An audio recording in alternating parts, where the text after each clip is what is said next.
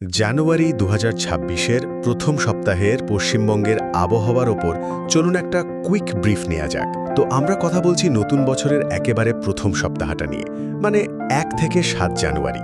আর দেখুন, এই সপ্তাহে বৃষ্টি, কুয়াশা আর তাপমাত্রার বেশ কিছু ইন্টারেস্টিং চেঞ্জেস আছে। তো প্রথমত বৃষ্টি আর কুয়াশার ব্যাপারটা দেখে নিই। বেশিরভাগ জায়গাতেই আবহাওয়া কিন্তু শুকনোই থাকছে, তবে একটা কিন্তু আছে। ২ আর ৩ তারিখে উত্তরবঙ্গের দিকে, যেমন ধরুন দার্জিলিং, কালিম্পং বা জলপাইগুড়িতে হালকা বৃষ্টির একটা সম্ভাবনা কিন্তু থেকেই যাচ্ছে। আর হ্যাঁ, কুয়াশা ১ থেকে ৫ জানুয়ারি সকালের দিকে হালকা থেকে মাঝারি কুয়াশা থাকতে পারে, সো গাড়ি চালানোর সময় একটু সাবধানে থাকবেন। Secondly, temperature. আর এখানেই কিন্তু আসল মজাটা। ব্যাপারটা হলো, এই সপ্তাহে উত্তর আর দক্ষিণবঙ্গের আবহাওয়া একদম উল্টো দিকে চলবে। মানে, আপনি যদি উত্তরবঙ্গে থাকেন তাহলে কিন্তু সোয়েটারটা হাতের কাছেই রাখুন, কারণ সপ্তাহের শেষে টেম্পারেচার ২-৩ ডিগ্রি মতো কমতে পারে।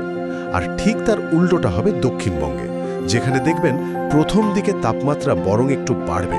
আর ফাইনালি একটা ছোট্ট ওয়ার্নিং। দেখুন, ১ জানুয়ারির মধ্যেই রাজ্যের কয়েকটা জেলায় কিন্তু কোল্ড ডে পরিস্থিতি তৈরি হতে পারে।